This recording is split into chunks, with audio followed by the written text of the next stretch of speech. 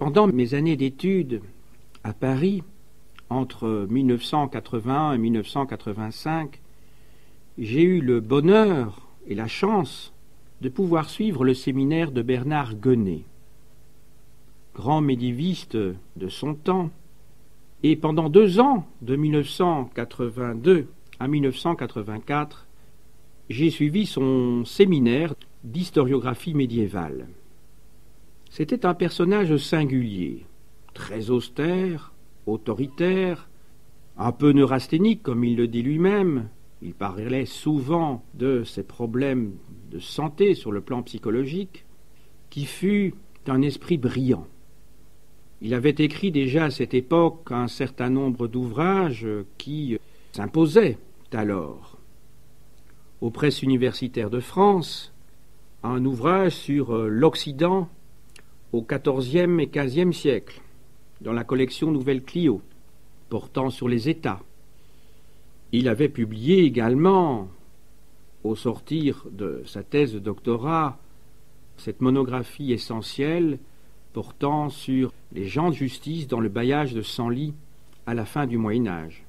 Je voudrais, non pas m'étendre sur le personnage auquel je dois beaucoup, mais je voudrais ici lire la conclusion qu'il a donnée à son livre « Histoire et culture historique dans l'Occident médiéval », qui est daté de 1980, mais qui en fait n'est sorti qu'en janvier 1981 aux éditions Aubier-Montaigne. C'est peu de temps, 1 an après la publication de son livre, que j'ai eu l'honneur de présenter une conférence à son séminaire à la Sorbonne sur la conception de l'histoire dans les traités théoriques de l'histoire au XVIIe siècle. Voici donc la conclusion de son ouvrage. Lorsqu'aux 2 premiers siècles de notre ère, l'Empire romain brillait de tout son éclat, le passé en fascinait beaucoup. Mais chacun attendait de l'histoire qu'elle prît d'autres formes et traitât d'autres thèmes. Dans l'Orient, qu'imprégnait la culture grecque, un vaste public accueillait avec passion des récits qui lui disaient la guerre de Troie ou l'épopée d'Alexandre. L'une et l'autre surgissaient d'un passé trop lointain pour être contrôlé. L'imaginaire envahissait le récit historique.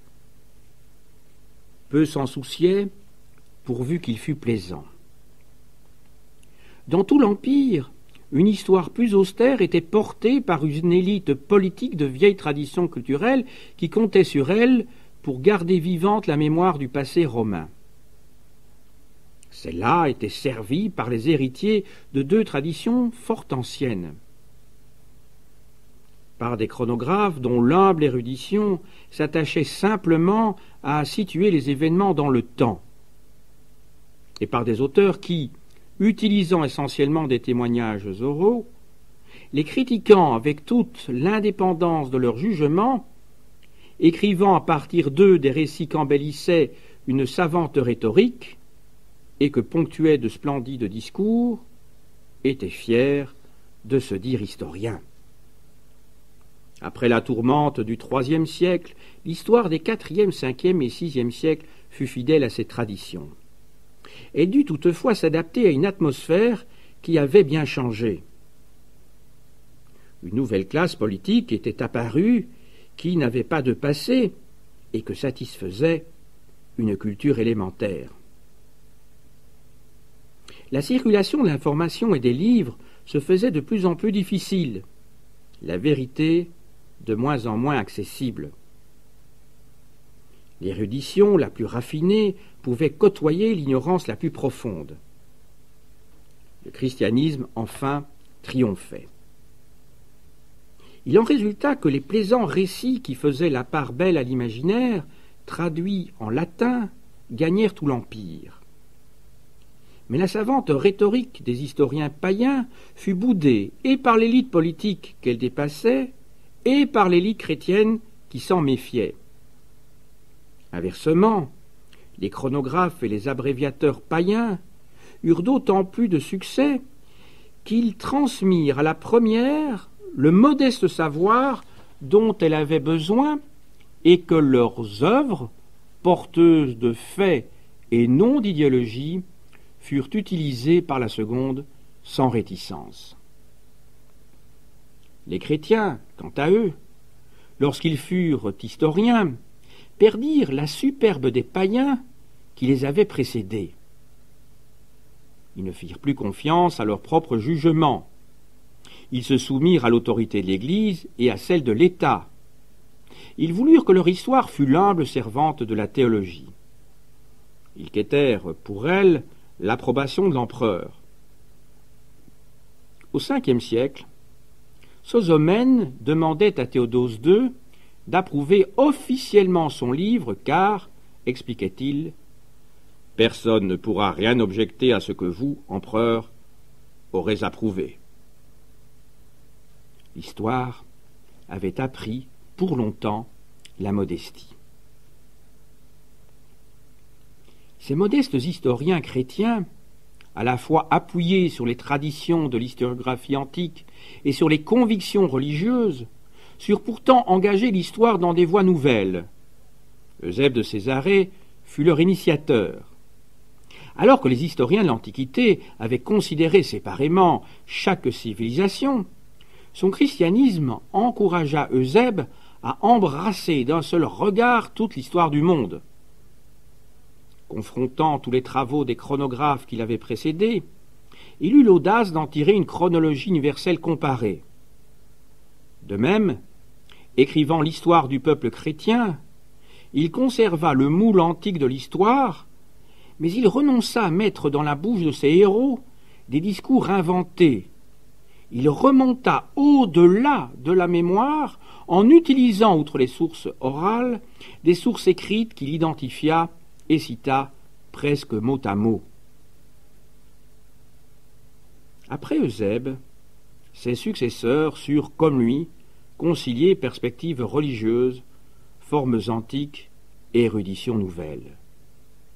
Et, vers 560, retiré au monastère de Vivarium, Cassiodore pouvait retenir une dizaine d'ouvrages d'auteurs chrétiens des IVe, Ve et VIe siècles, soit histoire, soit chronique, qu'il estimait nécessaire à la formation de ses moines.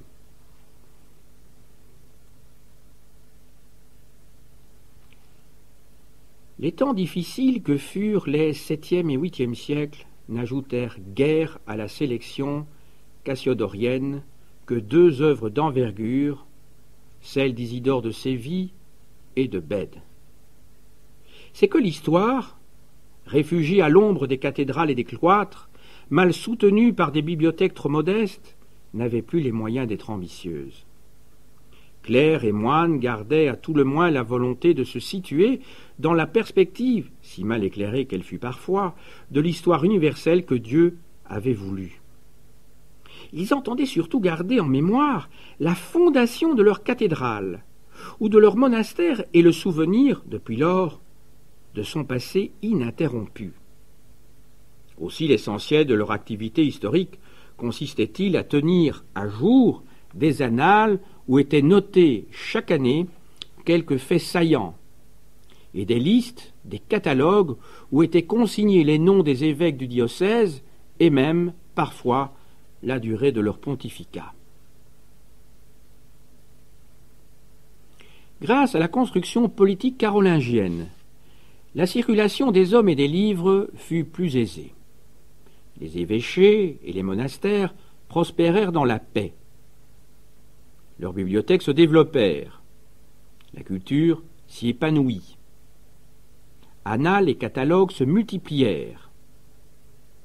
Le Liber Pontificalis, qui donnait non seulement le nom des évêques de Rome et la durée de leur pontificat, mais encore les faits essentiels de chacun d'eux, et les annales royales qui, écrites à la chancellerie royale, disaient officieusement le point de vue de l'État, sont les meilleurs exemples de la production historique carolingienne. Parce que l'une et l'autre œuvre s'inscrivaient dans une forme déjà préparée et pratiquée par leur temps, la portaient à la perfection et largement diffusés par les organes de l'État, servirent souvent, par la suite, de modèle. Les temps carolingiens ne furent pas simplement propices à la diffusion des œuvres qu'ils avaient vues naître. Dans tout l'Empire, et même au-delà, des bibliothèques capitulaires et monastiques relativement nombreuses accueillirent les histoires et les chroniques que Cassiodore avait sélectionnées, à quoi s'ajoutèrent les œuvres d'Isidore et de Bède. Mieux encore, de nombreux auteurs de l'Antiquité païenne y trouvèrent refuge, les abréviateurs du Bas-Empire, comme les historiens antérieurs, ceux aussi qui avaient dit d'une façon que nous savons suspecte l'histoire d'Alexandre et de Troie. L'époque carolingienne fut moins importante parce qu'elle créa que parce qu'elle diffusa. La paix carolingienne avait donné pour des siècles à l'Occident le fond commun de sa culture historique.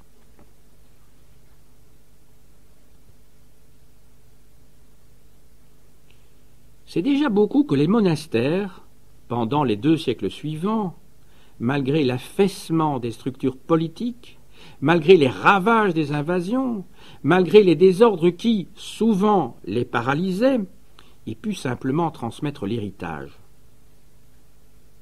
Leurs bibliothèques, un temps endormies, furent le refuge d'où l'histoire put reprendre, le moment venu, son essor. Ce moment vint à la fin du XIe siècle. Et pendant 50 ans, jusque vers le milieu du XIIe siècle, l'histoire connut un moment d'extraordinaire épanouissement.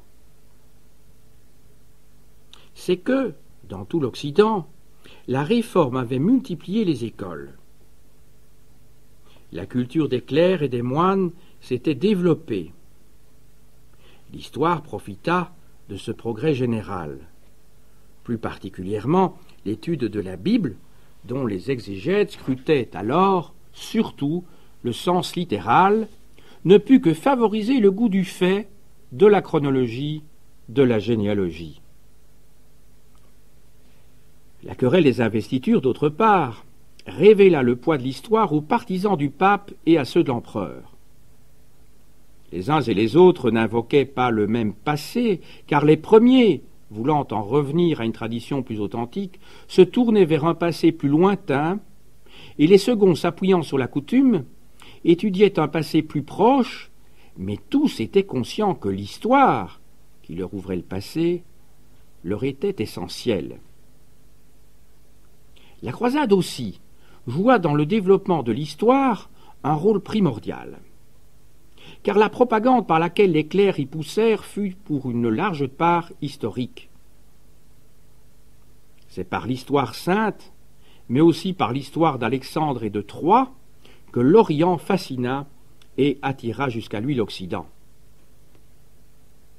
Et la croisade elle-même fut une telle épopée que les récits très vite s'en multiplièrent. Ils se répandirent partout en quelques années.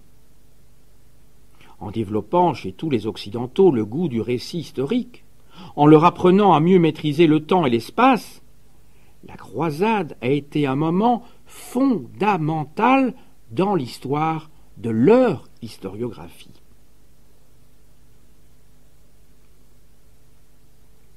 À quoi s'ajoutent, ici et là, des causes plus particulières. En Angleterre, la brutale conquête de 1066 avait touché à mort une civilisation florissante. Toute une génération fut paralysée par la stupeur. Puis, aux alentours de 1100, une nouvelle génération mit, dans les monastères, toute son ardeur à effacer cette rupture, à affirmer une continuité, à sauver du passé ce qui pouvait l'être. L'histoire fut sa passion. Plus prosaïquement aussi, les vieux monastères menacés par les nouveaux maîtres demandèrent à l'histoire de prouver leurs droits et leurs possessions. Sur le continent, enfin, de nouvelles entités politiques et de nouvelles forces sociales apparurent. Les courtisans des princes et les bourgeois des villes offrirent au récit des historiens une oreille d'autant plus attentive que, outre le plaisir qu'ils y trouvaient, mal assurés d'un présent trop récent, ils cherchaient à pousser dans le passé leurs racines. Ainsi s'explique, dans l'histoire de l'historiographie occidentale, un moment exceptionnel où les historiens furent relativement nombreux à être d'une qualité rare. Parmi eux, déjà, dans les cours et dans les villes, des clercs séculiers. Mais pour sa plus grande part, l'histoire de ce temps était l'œuvre de moines bénédictins soutenus par les bibliothèques et les scriptoria de leurs monastères. Car la grandeur des historiens d'alors n'a pas simplement été de dire leur temps et d'en conserver la mémoire. Leur principal effort a tendu à retrouver le passé. La fin du XIe et le début du XIIe siècle sont d'abord le temps d'une érudition triomphante. Celle-ci sut jouer de toutes les sources écrites, récits et documents d'archives, mais aussi sources orales. Est-ce que, en ce temps de renaissance que fut le XIIe siècle, nos érudits furent alors encouragés par l'exemple des historiens de l'Antiquité? N'est-ce pas tout simplement qu'en un temps où l'écrit prenait, de façon décisive, le relais de l'oral, la tâche s'imposa à eux de confier au parchemin tout ce qu'avait pu conserver du passé la mémoire des hommes? Toujours est-il qu'une des principales audaces de l'érudition du XIIe siècle fut de vouloir tirer parti des témoignages oraux et de la tradition orale.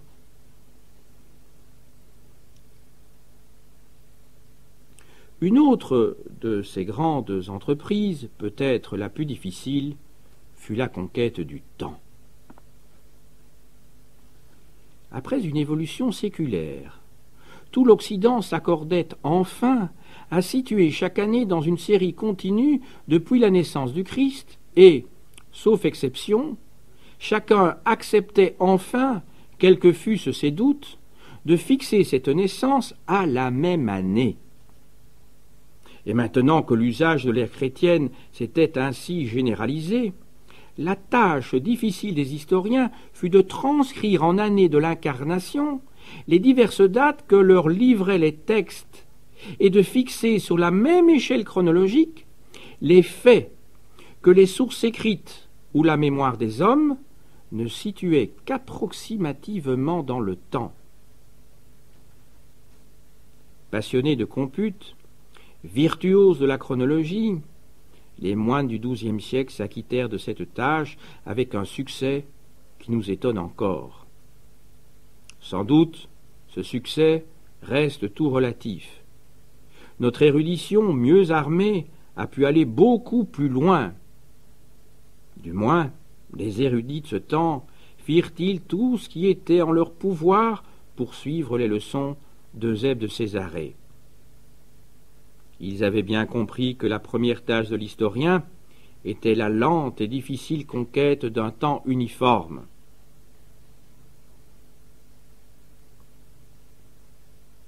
Arrivé au moment de la composition, lorsqu'il disait le passé proche et ne pouvait s'appuyer sur aucun écrit, les historiens de ce temps furent souvent capables de construire la prose la plus élaborée, obéissant non seulement aux règles de la rhétorique antique, mais encore à celles plus récentes du cursus. Mais là où un ou plusieurs écrits les guidaient, leur exigeante érudition leur imposait de s'effacer devant l'autorité de ceux-ci et de citer leurs mots mêmes. Ils pouvaient par contre les ordonner autrement, au gré de leurs intentions, et la compilation à quoi ils aboutissaient finalement reflétait leur savoir et leur modestie, sans masquer pour autant leur personnalité. De toute façon, composition personnelle ou compilation, les meilleures histoires de ce temps furent le contraire d'histoires naïves. Ce furent de remarquables achèvements d'une histoire savante. Cette histoire savante trouvait pourtant très vite ses limites. l'histoire souffrait d'abord de n'être pas reconnue comme une discipline autonome. On la voulait au service de la morale, du droit et surtout de la religion. L'histoire était une science auxiliaire. C'était une science si modeste qu'elle renonçait à expliquer les événements qu'elle rapportait. Les historiens étaient certes capables de leur concevoir des causes particulières qu'ils suggéraient parfois en quelques mots. Mais dérouler plus longuement l'enchaînement des causes particulières aurait d'abord brouillé la trame chronologique à laquelle ils étaient tenus. Et aussi, ils attachaient à ces causes particulières moins d'importance qu'à cette cause générale qu'était la volonté divine. Par conviction et par nécessité, ils admettaient qu'expliquer était du ressort du philosophe et du théologien, non du leur. L'histoire était cantonnée dans les faits. Et ces faits eux-mêmes, l'érudition la plus ingénieuse peinait souvent à les établir. C'était une bonne idée que de tenter de tirer parti de la tradition orale. Mais celle-ci était porteuse de déformations inévitables que rien d'autre, souvent, ne permettait de corriger. Les historiens étaient fort attentifs à tous les monuments qu'avaient laissés sur leur sol les temps passés. Mais, désarmés devant eux, ils n'en pouvaient rien conclure. Les chercheurs, dans les monastères, pouvaient bien utiliser les documents d'archives, mais ils étaient réduits aux archives de leur seul monastère. Pour porter plus haut et plus loin leur regard, ils n'avaient que les livres. Et ceux-là étaient trop souvent peu nombreux.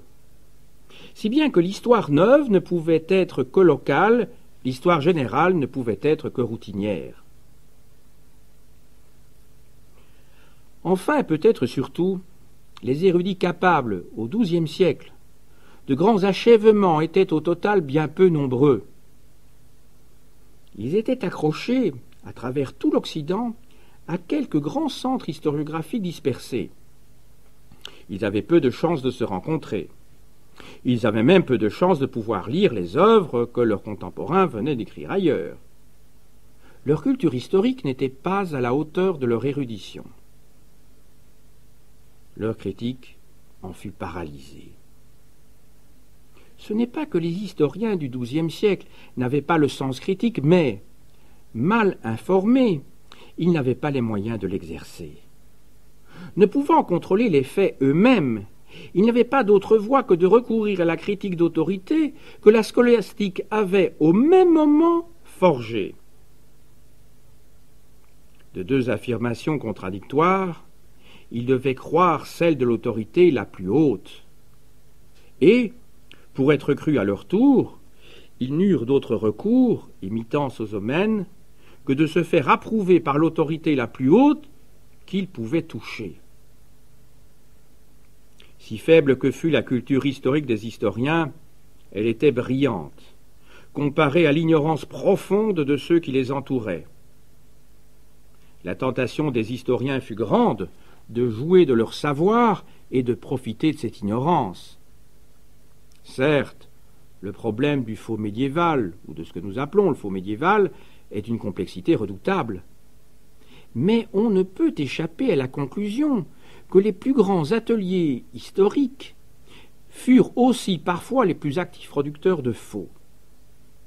On peut peut-être dire que leurs auteurs ne fabriquaient pas des faux avec l'ambition de les faire passer pour vrais. Ils composaient peut-être des documents apocryphes qu'ils voulaient soumettre à l'approbation d'une autorité et rendre ainsi authentiques. D'une manière ou d'une autre, il n'est pas douteux qu'ils faisaient jouer à leur profit, ou plutôt au profit de leur maison, le privilège de leur savoir. Le manque d'un public averti mettait l'érudition en déséquilibre.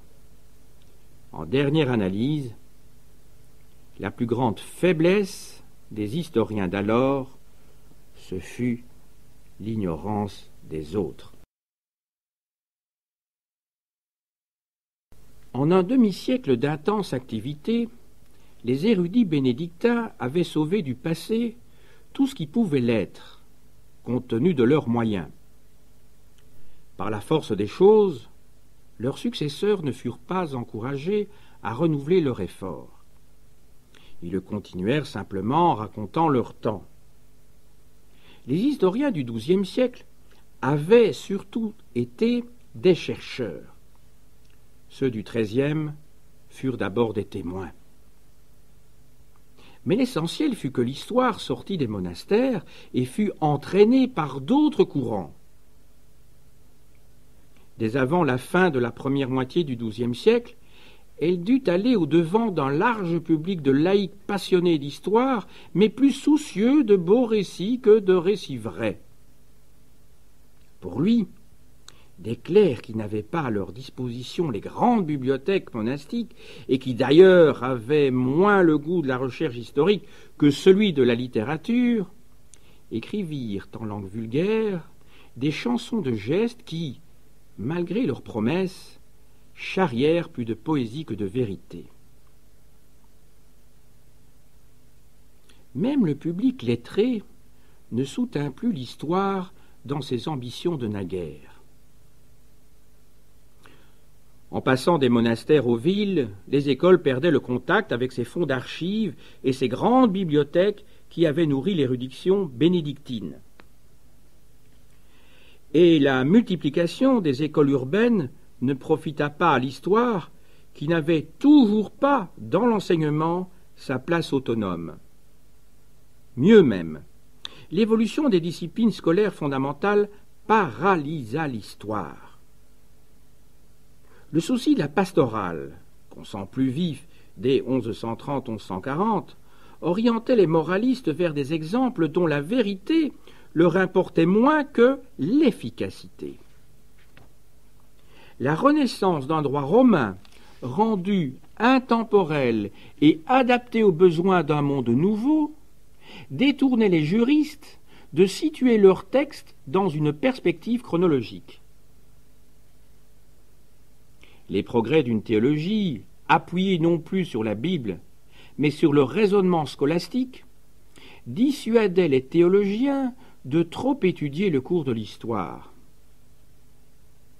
Autant, au début du XIIe siècle, l'érudition historique avait trouvé dans les monastères un milieu favorable, autant l'atmosphère des écoles dans la seconde moitié du XIIe siècle et celle de l'université au XIIIe lui fut hostile.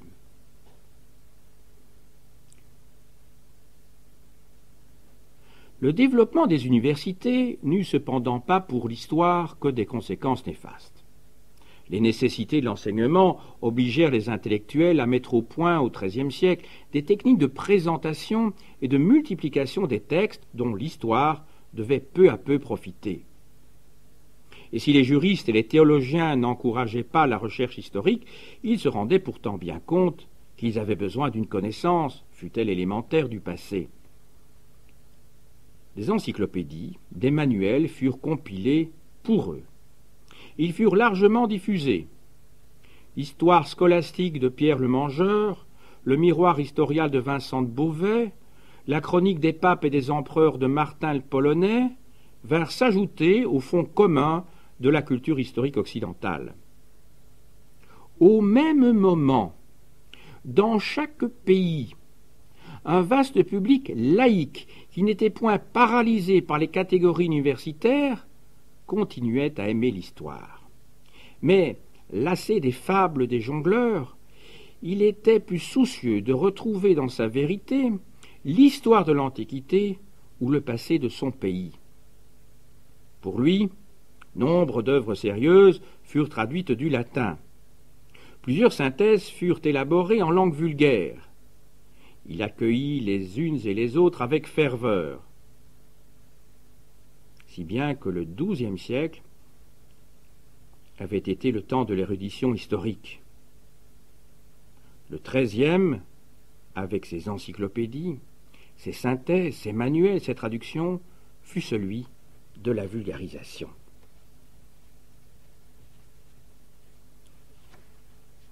Tout est relatif cependant. À l'aube du XIVe siècle, en Occident, la place de l'histoire était encore modeste. Une culture historique, même légère, restait le fait d'une minorité infime. Les XIVe et XVe siècles furent des temps difficiles. C'est pourtant, en ces temps-là, que la recherche et la culture historique firent ensemble de décisifs progrès. Il y eut d'abord plus de gens qui eurent besoin d'histoire. En ce temps où les États modernes apprenaient à forger leur nouvelle puissance, il n'y eut pas de grand débat politique entre États sans argument historique. Et, dans chaque État, le gouvernement appuya ses droits et ses ambitions sur des dossiers historiques. Le peuple, qui voulait être une nation, chercha dans le passé sa commune origine. Les historiens furent plus nombreux et surtout de types plus variés. À côté des moines dont l'érudition continuait à bien servir l'histoire, à côté des littérateurs dont les plaisants récits trouvaient toujours une large audience, apparaissaient, dans les nombreux bureaux nés du service public, des historiens auxquels l'importance du document n'échappait pas et que le maniement d'archives n'effrayait pas. Et les amateurs se multiplièrent pour lesquels, chevaliers ou marchands, l'histoire fut une passion qu'ils pouvaient désormais satisfaire. Car la culture historique devint plus accessible. Des scribes plus nombreux, aux méthodes plus rationnelles, produisirent plus de livres. Et si la peste noire tua tant d'hommes et paralysa un moment la vie intellectuelle, elle eut, du moins, cet heureux effet que, la même quantité de livres s'offrant à une demande plus restreinte, le prix des livres baissa. L'historien n'eut plus simplement à sa disposition des bibliothèques plus nombreuses et plus riches. Il put avoir chez lui quelques livres. D'un autre côté, les progrès de la cartographie lui firent mieux saisir l'espace. Il put enfin s'aider de sciences auxiliaires comme l'épigraphie et la numismatique qui firent alors leurs premiers pas et dont les progrès furent d'autant plus rapides qu'étaient constituées des collections d'inscriptions et de monnaies qui facilitaient les comparaisons. Entre historiens, le contact fut aussi plus facile. Les années jubilaires furent l'occasion de fructueux voyages. Les grands conciles de Constance et de Bâle provoquèrent des rassemblements dont on ne saurait, dans l'histoire intellectuelle de l'Occident, exagérer l'importance. En dehors même de ces grands moments, les tournées érudites et les correspondances savantes facilitèrent singulièrement l'information des historiens. Les conséquences de l'invention de l'imprimerie furent lentes à se faire sentir, mais au début du XVIe siècle, elles étaient évidentes. D'une part, la reproduction exacte, à des centaines d'exemplaires, de cartes, de monuments, de monnaies d'inscription, fit de l'illustration, qui n'avait jamais été que décorative, un véritable instrument de travail dont l'historien put s'aider. D'autre part, chaque historien put désormais aisément consulter non seulement les œuvres les plus anciennes, mais encore les plus récentes, vieilles de quelques années à peine, ou qu'elles aient été, en Occident, imprimées. Le hasard qui avait tant pesé sur la documentation des historiens du XIIe siècle avait enfin été éliminé. À ces historiens mieux armés et mieux informés, la critique devint plus facile.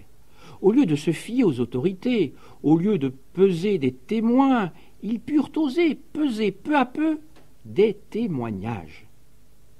Et sans jamais oublier des explications aussi générales que la volonté de Dieu ou les caprices de la fortune, ils s'attachèrent peu à peu à mieux dégager les causes particulières. Dans ce grand mouvement général de progrès de l'érudition et de la culture historique, les humanistes jouèrent assurément leur rôle. Mais d'abord, ils ne furent pas les seuls. Dans les monastères et dans les bureaux, l'érudition fut soutenue dans sa marche par de bons ouvriers, que n'avait pas touché le courant humaniste. Ensuite, plus que les humanistes n'en eurent conscience, Leur histoire s'inscrivit dans la tradition médiévale. Plus qu'ils ne le reconnurent, ils furent les fils d'Eusèbe, de Cassiodore et de Bède. Et ce qu'il y eut chez eux de nouveau ne fut pas tout profit pour l'histoire. Le retour à la géographie antique fut un contestable progrès. Le retour au beau latin, qu'ils voulaient de Tite-Live, avec ses pompeux discours et ses vains ornements, leur fit trop souvent oublier les leçons des érudits moins prétentieux qui, depuis des siècles, avaient donné à l'histoire le respect des documents originaux et le goût des citations exactes. Du moins leurs prétentions encouragèrent-elles l'histoire à rejeter cette modestie qui, depuis 10 siècles, la marquait et à retrouver son antique fierté. L'histoire ne se voulut plus au service de la théologie ou du droit. Elle se conçut plus autonome. Elle se donna des buts plus ambitieux. Mais cet ambitieux historien avait des convictions. Il aimait son pays, et il lui fallait bien vivre. Il aimait qu'il payait. L'institution d'historien officiel, qui fleurit dans la seconde moitié du XVe siècle, dans tout l'Occident, marque bien l'ambiguïté où se débattait l'histoire. Elle était devenue majeure. Elle avait conquis son autonomie. Mais elle n'avait cessé de servir l'Église que pour entrer au service de l'État.